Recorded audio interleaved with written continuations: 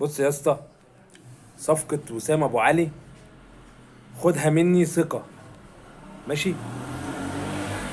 صفقة شبيهة لصفقة ازارو، على فينيشنج اعلى. تمام. ازارو لو جبناه دلوقتي هيأدي نفس اداء وسام ابو علي اللي هيأديه في النادي الاهلي. ليه؟ لان الفينيشنج عند ازارو بقى غير. لكن احنا كاهلاويه احنا ما بنصبرش، احنا عايزين المهاجم الجاهز. ازارو كان جاي لنا عيل صغير، ورغم كده من اكتر اللعيبه اللي جابت اجوان في مسافه او في مده زمنيه قليله.